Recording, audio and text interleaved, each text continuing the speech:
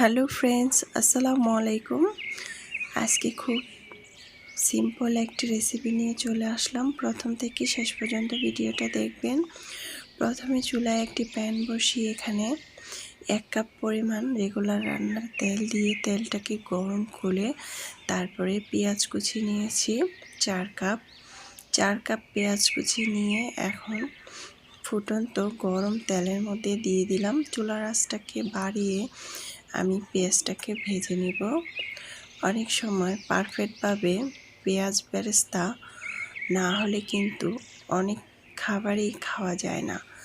তাই আজকে আমি পারফেক্টভাবে পেঁয়াজ বেরেস্তা কীভাবে বাসায় রাখা যাবে সেই রেসিপিটি আপনাদের সাথে শেয়ার করছি। বেশিরভাগ সময় কিন্তু আমাদের পেঁয়াজ বেরেস্তা লাগে, সব ধরনের খাবার মধ্যেই দিতে হয়।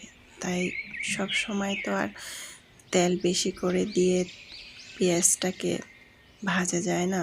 তাই একবারে যদি আমরা ভেজে এটা একটা বয়মে রেখে দিই তাহলে কিন্তু মন্দ হয় না। এখন চুলার আঁচটাকে কিন্তু আমি ফুল বাড়িয়ে এটাকে ভেজে নিচ্ছি। এই জন্যই ফুল বাড়িয়ে ভেজে নিচ্ছি, পেঁয়াজটা যেহেতু কাঁচা, পেঁয়াজে পানি থাকতে পারে, তাই চুলার আঁচটাকে বাড়িয়ে এটাকে আমি অনবরত নেড়ে চেড়ে এটাকে ভেজে নেব খুব সুন্দর করে। আমরা যেহেতু বাসায় রান্না করি আমাদের কিন্তু পেঁয়াজ বেরেস্তা লেগে থাকে সব সময়ই, আমরা সব সময় এটা ব্যবহার করি। তাই আমরা কিন্তু এটা বাসায় তৈরি করে একটি বয়মে রাখতে পারি।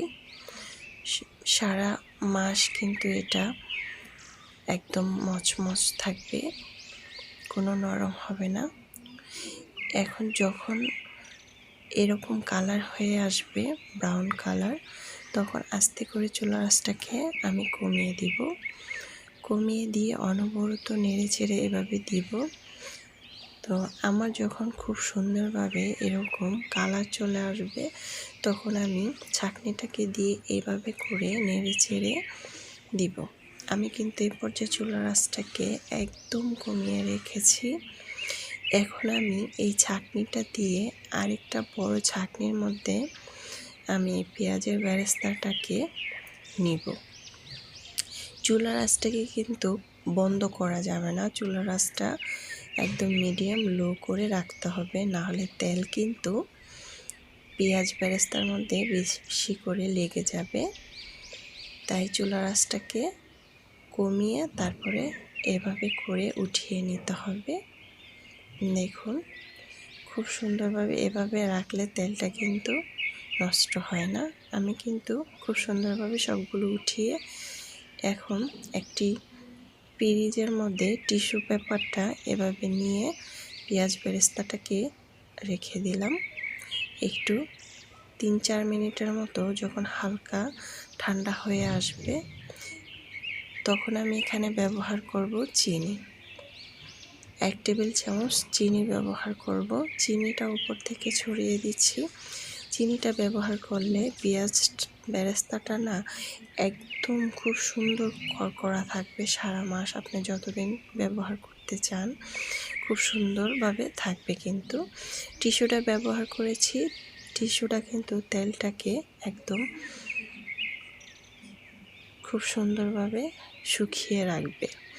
এখন এরকম একটি কাচের ডিব্বা নিয়েছি, দেখুন।